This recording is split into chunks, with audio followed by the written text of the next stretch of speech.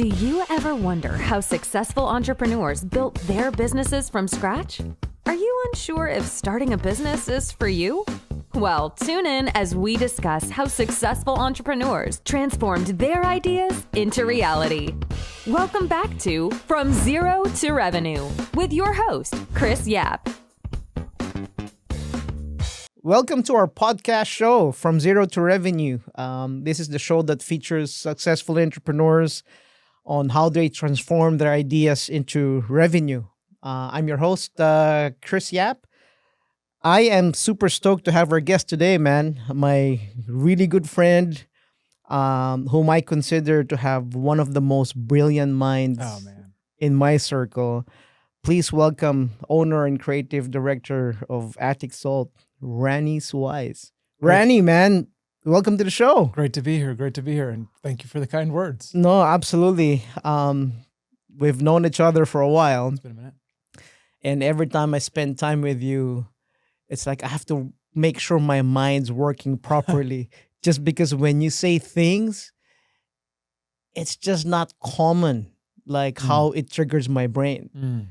And to me, that's just a brilliant mind, how you operate. But anyway, Rani, please tell us about yourself, little background about you and AtticSalt.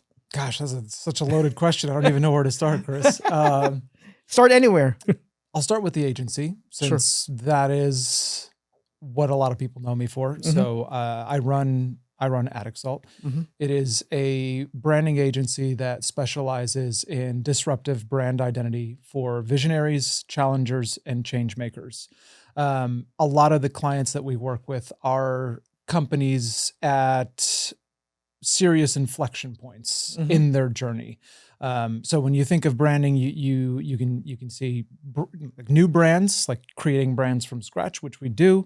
But the majority of our business is rebrands. It's companies that have, started somewhere, and they're making a pivot, they're making a change, whether it's M&A, whether it's reaching a new audience, whether it's just completely changing their business, shedding a negative connotation or a negative reputation in the industry.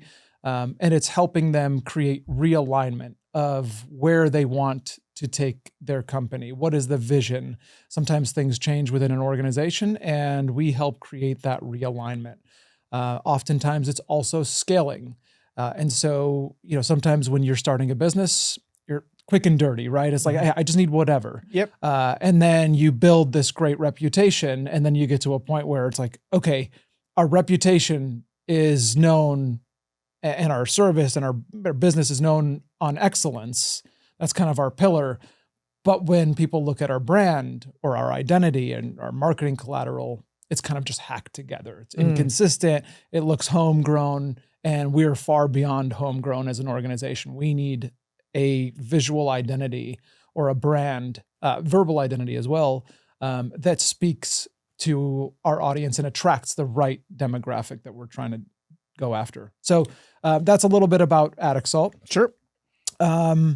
My background is a little bit unconventional, which I think fuels the way that we work, our philosophy, our approach to building brands. And so as a kid, my entire dream as a child was to grow up and become an A-list actor in Hollywood. And most of the time people are like, how in the world did that happen? Right. And this simple connection was, long story short, I got as far as I could here as an actor in the Valley. And the next step was for me to move to LA, move to Hollywood. And as I started to take gigs and go, fly out to do auditions, I saw the dirtiest parts of the industry.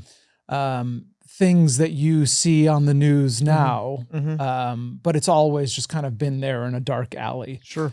And there was a point in time where I started taking my mom, and I was like, 20, 21 at the time. And I started taking my mom with me to these auditions because I'm like, I just don't want to deal with this. I just want to be an actor, right? I just want to practice the craft. And long story short, like my family values didn't align with that. I'm like, there's got to be a better way. I was a starving artist at the time, and I was like, I'm not going to LA and pursuing this in a place of vulnerability. I need to regroup. And I went back to school, studied marketing, and then took this class called consumer behavior. And consumer behavior, if you know anything about acting, the craft of acting and character development, consumer behavior is essentially the psychology behind why we buy, right? How people buy, why they buy, what triggers them to buy. Long story shorter, I should say, I learned about branding. The way that I saw branding was you are doing character development for an organization. You're building an identity for an organization, so that just like when building a character, you study that character. You develop all of these ideas and the storyline behind why this character acts the way that they do in the script, and you study it, you embody it, you immerse yourself in it. And then when that way, when the director, yells action, you just become that character. And that was, that's powerful for performance. That's powerful for captivating an audience. That's powerful for telling a story and communicating ideas. And essentially what branding is, or building a brand's identity, is developing the character for an organization so that when it shows up in the world, you're sending the right messages. You're communicating the right ideas. You're inspiring and invoking the right action. And so, fast forward to today, that's essentially what we do on a daily basis is craft identities for organizations. So I love how you were able to optimize your experience, your background, because, I know that, you did modeling, you hang out with Hollywood celebrities and whatnot, and now you sharing this story. By the way, this is the first time I've kind of heard and kind of put all that together. I was going to ask if your transition from modeling, acting, to working with Google, to building AtticSalt, if that was completely planned. What I'm hearing is it kind of developed a life of its own. It kind of pushed you towards one direction after the other. So was that ever kind of part of the plan? Like, did you imagine having a branding agency at some point in your youth, or that just came about after you did the journey or experiment with the entertainment world? Short answer is no. I didn't think I'd be a branding agency owner. I didn't even know what branding was until until I went back to school. I think Steve Jobs said it best. I think this is a quote. I might butcher it, but you can only connect the dots looking back.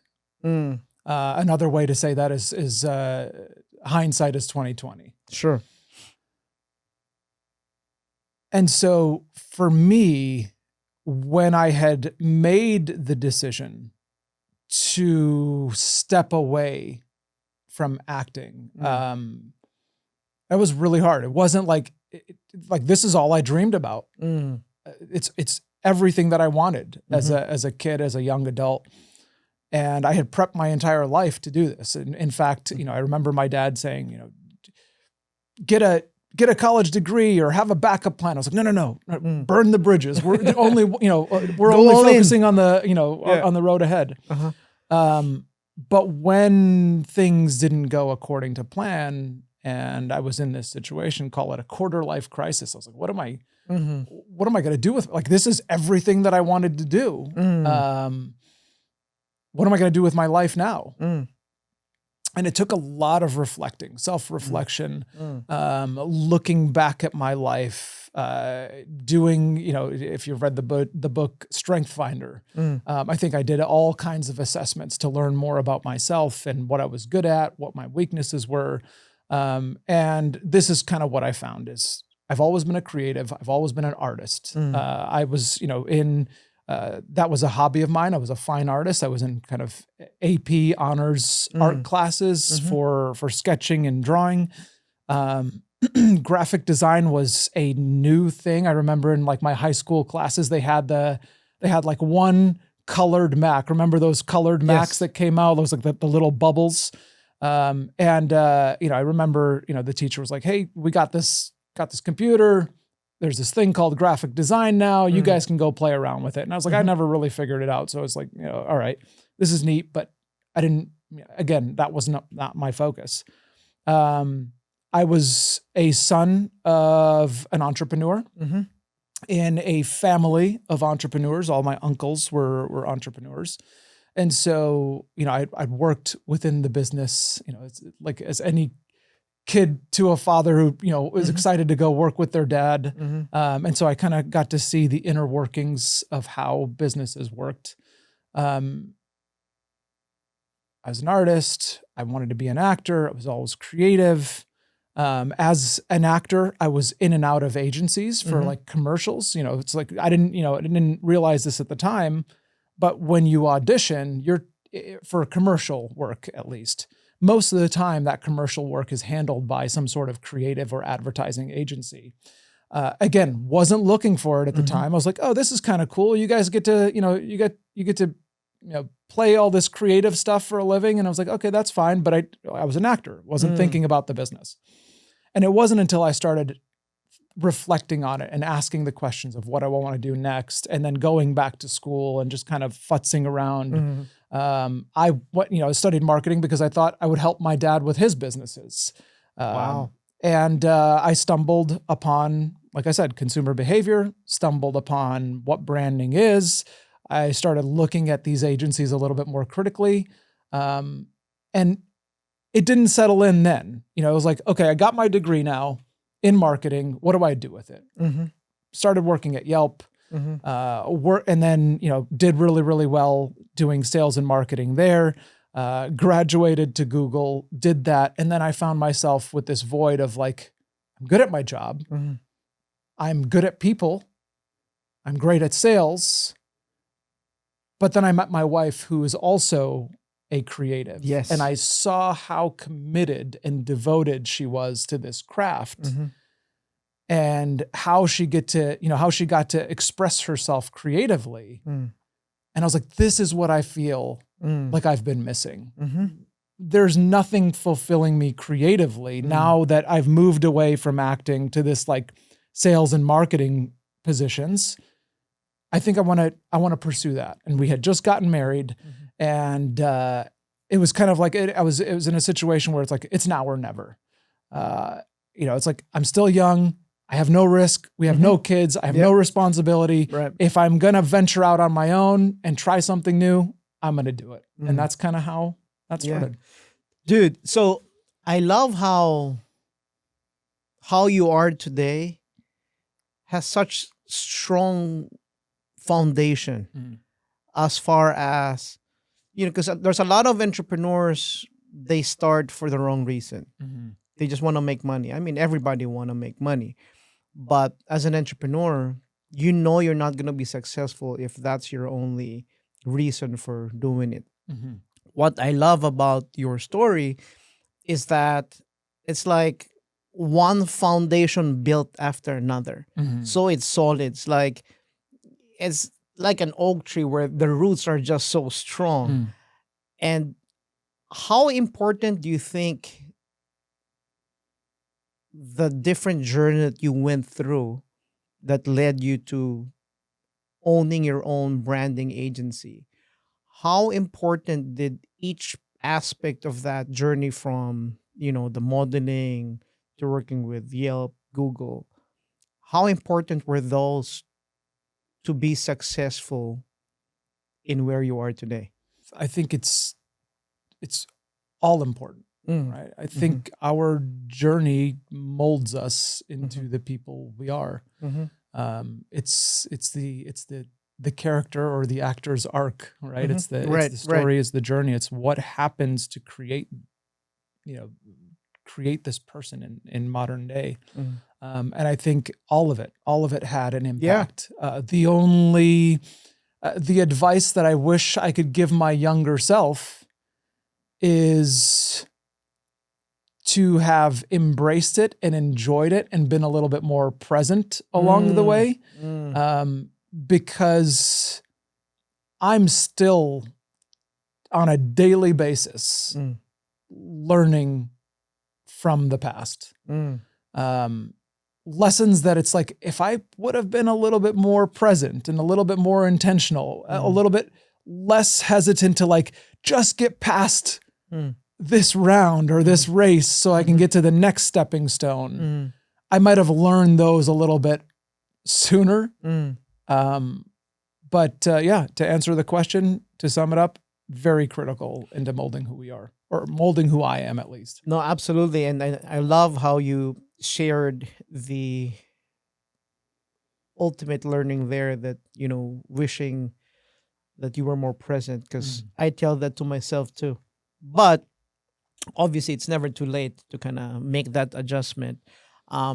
So you obviously have a lot of competition, but AtticSalt, AtticSalt's been consistently garnering awards, not just locally, but nationwide, which, man, that's just an amazing job. What's making your customers choose you over your competitors? Letting the work do the work. Giving a shit about giving a shit about what the end result is, and ultimately, and it's one of our core values, which is devotion to the craft. And it's not about money. This is a labor of love. I've always believed, and people have always told me throughout my life, I'm sure you've heard this phrase, do what you love and you'll never work a day in your life. I argue that you'll work every day of your life if you do it, because you're doing it because you love it. But I think that's what it is we have a devotion to the craft. We care. We will say no to clients that just want to cut corners and get things done quickly. That's why our internal motto and tagline of the company is brand mastery. We want to master the craft. And that shows up. And mastery of the craft isn't just how good we are at creating it, but it's also mastering the experience that we create for our customers. It's mastery all the way around. And for me, it's before my last day on this earth, how can I go in peace knowing that I did everything that I could to get as good as I can at this craft. And that's kind of the daily driver for our team is improving, learning, making it better on a daily basis. And I think that shows up in our work. Would you be able to share some brands that you've worked with, just to put some context on some of the clients that you've worked with? Are you able to say that on air? Yeah. If we're looking for shock and awe, name dropping, big name value, we've done work with Google. We've done work with Enterprise Rent-A-Car. We've done work with the Joint Chiropractic, which is I think it might be international, but I know it's national for sure. The majority of our business falls kind of in mid-size. And the reason for that is we want to work with people, or we want to work with organizations that are making a difference in the world. They're changing it for the better. We want to empower them with the confidence, the creativity, and the clarity to go ahead and amplify their effort to make a difference in people's lives, change the future for the better. And oftentimes that starts from a kind of scrappier place of saying, this is the establishment. We don't like what the establishment is doing. So we're going to invent a new way. We're going to disrupt the industry. We're going to change the way people do things. We're going to improve the way people do things. And, just like Uber, dethroned the taxi company, Airbnb made disrupted the real estate, the hospitality and real estate industry, market, with their recent campaign of belong anywhere, right? They wanted to help people belong anywhere, everywhere. I would argue that now they are the establishment in some ways, where it's like, okay, you've disrupted, you've changed, you've improved the world. And now that you're thinking like a global enterprise, you're asking the question of how do we provide more money for shareholders? How do we make more money? How do we increase profits? And now the customer experience has kind of gone, it's like secondary or even tertiary. So now they are the incumbents. And, we as a society, as a species, we thrive on progress. And so, it's just a matter of time before there's going to be the next Uber or the next Airbnb that is going to make things even better for people as a whole. And those are the people we want to work with. So I just want to anchor back on the question I asked earlier on why your clients are choosing you over competition. And I said earlier that I kind of know the answer, but I let you kind of describe it. I think it's important for our audience to understand that I think a major reason why you're winning, because you're talking about big brands and you're competing against like institutional branding agencies as well, and you're winning against them. I think it's your ability to just get into character. And what I mean by that is like, you can really step in to the owner's shoes and really absorb, appreciate, and implement what the owner actually wants to happen and more.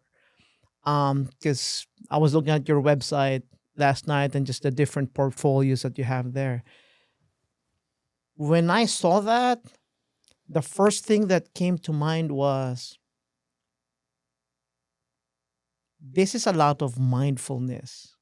This is mindfulness at its best. And there's no way you can get to that level unless you truly put yourself into character. And I was just going to say that because I've appreciated you for a long time, but hearing what I heard today with your background, it's just it really amazes me how your background, your foundation, building over the other, kind of morphed into the synergy of who you are today. And that's probably why it's almost an impossible job for you to replace yourself. I know we've kind of talked about that, like in your business, trying to get out of it. But the reality is, man, I think there's just only one Rani in the world. I don't know about that. There's a ton of brilliant creative people out there, but I appreciate you saying that. No, but the thing is, like, if you look at the character of AtticSalt, you have an amazing team around you. But to be able to have that mindfulness and to be able to get into the character of the business owner, to really understand, appreciate, and then translate what they want to happen and execute that to how you guys are doing it. Just like next level. Talk about creativity. And I appreciate it because my son's also creative. My youngest is an amazing artist. Yeah, I saw it. I saw the jam session that you guys had yesterday. So that's my other. That's the other artist. Okay. So my youngest Noah, he loves to draw. In fact, if you know Michael Maher of Stranger Things, his sister is my client. Oh wow! And my client found out about Noah, so I sent her like sample drawings and whatnot. She sent it to her brother. Her brother drew one of the characters. I think it's called Vespa or something. Yeah. And had a. So he drew that for Noah with like a dedication there. The creativity that comes out of like you guys, it's just next level. Like I tried to draw, and I tried to learn how to draw. Even I feel like it's one of those things that it's either you have it or you don't. Maybe. I mean, first of all, how cool for Noah to have that experience. Like that's Yes. kind of, as a kid, that's sometimes that can be the catalyst for. No, for sure. We talked about connecting the dots. That could be one of those dots. Mm-hmm. Creativity is interesting. There's no doubt that we are all born with a gift, and half of our life is to figure it out, and the other half is to give it away. I can't remember who. It's a famous quote from somewhere, but I think if you want something bad enough, I think talent could be substituted, not replaced, could be substituted with passion, work ethic, and practice. A lot of us know the journey of Michael Jordan, right? He was, I think he was the bottom of his team when he was playing, and I think he even got rejected from being on the team. Yes. And it was just a matter of like practicing until his fingers bled. But we kind of know, and I don't care who argues it, he is the greatest of all time, at least until the next Michael Jordan comes along. But that happened as a result of passion and work ethic, not necessarily just talent. No, 100%. So let's talk a little bit about like on the business side, right? Yeah. Obviously, amazing wins, got all these accolades. I'm sure you've encountered some challenges along the way. Oh yeah. What would you say would be the biggest challenge you've had so far with AtticSalt, and if you don't mind sharing like how you're able to address that challenge? Just one? Let's start with one. The biggest challenge that I had is how to scale and not lose the quality that we are known for, not lose the efficient, or not the efficiency, but the efficacy of the solutions that we create. It's not always linear. It's not always like follow, it's not always creating an SOP and following step by step by step. It requires creativity. Creativity is a human resource. Right. Sometimes it's experimental. Sometimes it'll take us 10 hours to solve it because of the practice. Sometimes it's like, this is a new challenge. It's going to take us 300 hours to solve it. And, getting people on board, creatives who think like me, to get on board of like, okay, now we're scaling, now we're doing this. And how do we get there? And so that's been the biggest challenge of like scaling creativity and scaling people, scaling creatives who want to practice this craft. So scaling is definitely a challenge. I mean, for everyone who's trying to achieve something, bigger for different reasons, right? Could be ego driven. It could be driven by you want to exit or whatever. When you think of scaling like your business, it sounds like you've got that love-hate relationship with scaling somehow, right? Just because of what it entails. What does scaling mean to you? So that's a great question, Chris. And I talked about kind of renegotiating my relationship with EO and the program and the community, and how do I approach it differently? Right. my interpretation of scaling was more money, more revenue, more projects. And it was just adding a number to it. It's like infinitely, taking that and like doing more. And when you think of the word scale, like it's probably the root is more, right? Doing more while maintaining the output, right? Right. And that was my challenge. Is I saw I started to see projects as a number. I started to look at the data in terms of time tracked. I started, trying to reduce the time that we put on a project or control the time. Like this has to be done in 30 hours. And I already said, like creativity doesn't run on time. And I'm reframing my mindset. I just turned 40. And I think you start to have different questions and different outlooks when you're 40. And that's so true. The majority of them were not in a positive light. I was like, when I was 38, 39, I was excited to be 40. I was like, okay, like just let's do this. When I turned 40, I'm like, ooh, I've reached the peak. And now it's like just a downhill ride from here. Like my body's decomposing now. It's not growing. And time is limited, and time is not an infinite resource, and it's the most precious resource.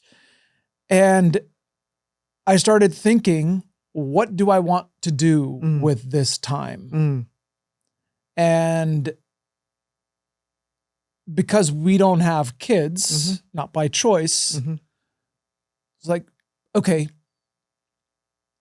my responsibility now isn't necessarily to mold my children for the future, to make sure they're successful after I'm gone, because I didn't have that option. So that made the question even harder. Right? I feel like parents, you're almost, most parents, like if you have kids, you're almost like you got this purpose built in. Like, a good parent is going to want their kids to be better than them. They're going to want them to thrive. They're going to want them to be able to succeed without their help, make them independent. And for me, I was like, okay, I don't have that sense of purpose. What do I do with my time left?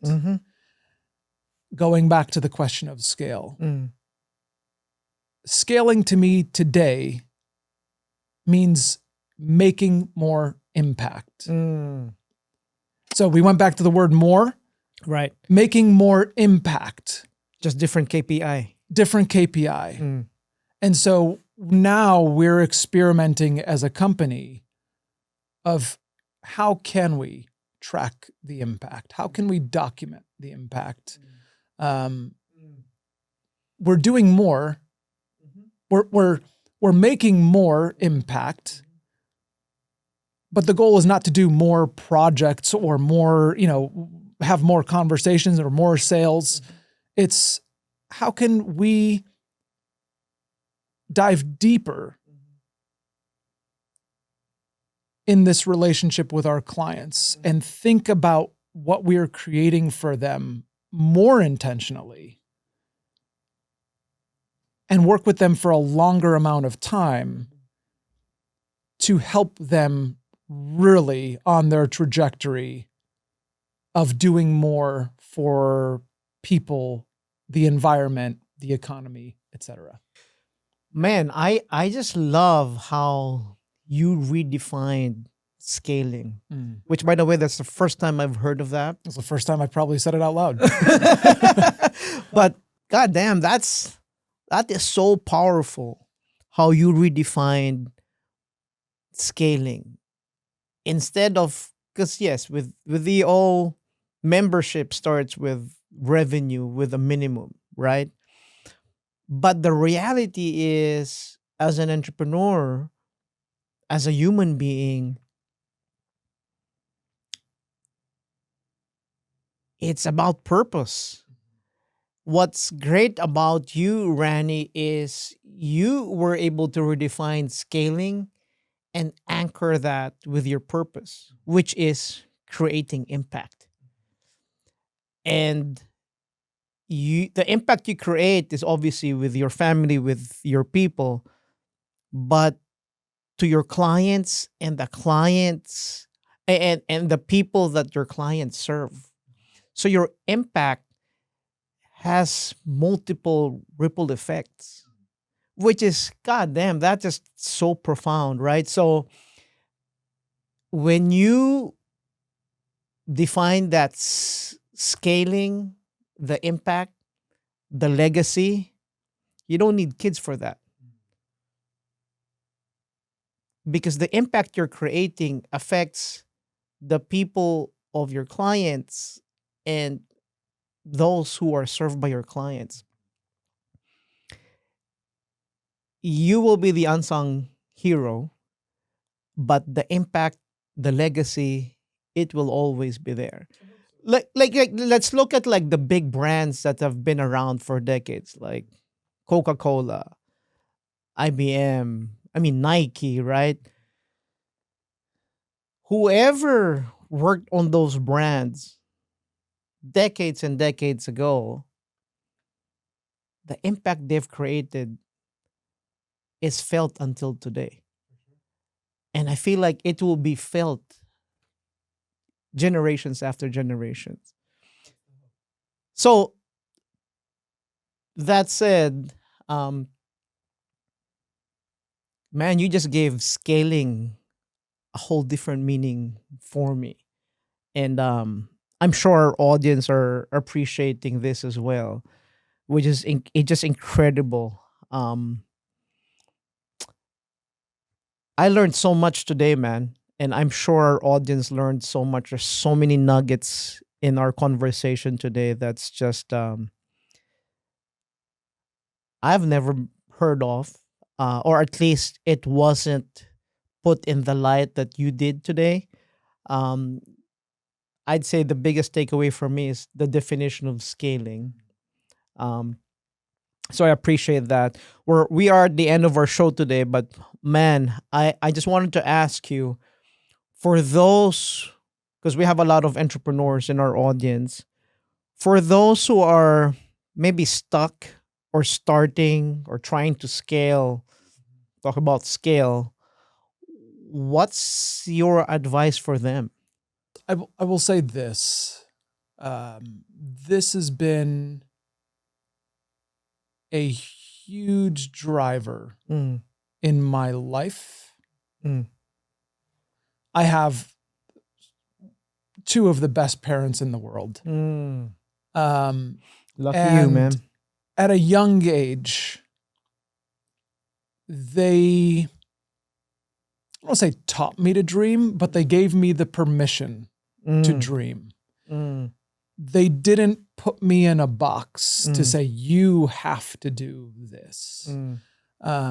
As a first generation American to, to two Jordanian immigrants who came here in their teens, who sacrificed everything. My parents are brilliant. My dad is absolutely brilliant, but he didn't have the resources or the means. He was an immigrant who came to this country with pennies in his pocket, and he sacrificed, and they, my parents, both sacrificed their lives to ensure we had the means to pursue our dreams, and they didn't put a limit on those. And even when circumstances or the cards were dealt and the cards were stacked against us, they always inspired us to dream and believe that we could do anything. Whether they believed it or not, they always inspired us to believe that anything was possible if we wanted it bad enough. And this is kind of like the limitless belief that it's like, I don't know how to do something, but if I want to do something, I will become resourceful. I will work at it. I will learn about it. In fact, I'm working on a book called Click, which is essentially me trying to distill the philosophy that helped me accomplish what I wanted to accomplish in life. And so the most important thing is that you believe that it's possible. I've seen so many situations where somebody is talented, they have the capability, but they don't believe that they could do it. Mm-hmm. And that is essentially the gate that keeps them. That's the gatekeeping, that's the gatekeeper that keeps them from their dream or the life that they want to build. Mm-hmm. And so that will be my parting advice is if you want to do something, all you have to do is believe that you can do it and you will find a way to do it. Oh man. It sounds simple, but it's not. It's not. And it is so profound because the reality is people procrastinate and people make excuses. Why? Because they don't really believe they can do it. Mm-hmm. But if you could change that one thing of belief, of believing in yourself, everything will follow. Mm-hmm. So I love that advice. Yeah. And I will add this, and why I feel committed to this and why I feel it works. There has been several points in my life where I really, really wanted to do something. I believed, it's like I believed deeply I was made for something. First, as growing up, I had just terrible asthma, debilitating asthma. I gained a bunch of weight. By the time I was in high school, I was about 48% body fat. And I had this dream of becoming a model and an actor. My cousin was a weird story. My cousin was an underwear model, super fit. And I was like, oh, like he's on covers of magazines and, he's shredded. He's like, I want to do this. I want to be an actor. And I remember, this just kind of always reinforcing negativity of you can't do that. You're too fat. You're too ugly. You'll never be able to accomplish it. But it's like, I believed it in myself and I did it. Yes. And I saw pictures, by the way, guys. I saw a picture. Now I'm trying to find that side of myself to get back into shape, right? But it happened again when I started my agency. I was in a brief period where I had, tried to transition from digital advertising to the creative world. And I had gotten a job, and this is a very pivotal moment for me to start my agency. But I remember in that job, and it's almost like I remember it like yesterday. I was pulled into the office and I was let go after a week. And the feedback was, we don't think you're made for agency life. So we're going to have to let you go. We wish you the best of luck. It's like, I really wanted this. And so I was like, okay, well, if nobody's going to give me the shot, I'm going to create my own path. And here we are. And that's just, two of the most pivotal moments, but there's so many aspects of my life where somebody said, you can't do something. And I wanted to do it and I made it happen. God damn. Wow. That is so powerful. Man, we are at the end of our show. Yeah. Thank you for having me on. This has been awesome. Absolutely. I'm sure that we have some audiences here who would love to be in touch with you. Sure. And learn more about AtticSalt. Hopefully, explore working with you guys. What's the best way to get in touch with you? I encourage anybody who wants to learn more about AtticSalt, what we do. Best place to start is at our website. It's AtticSalt.co. So AtticSalt.co. Awesome. Man, this has been such a blessing to have you here and kind of hear your words. It's just amazing always to kind of witness your brilliance and how you're delivering it. I learned so much from you today. I'm sure our audience learned so much today as well. Brother, thank you so much for being here. Yeah, thank you for the invite. I appreciate you.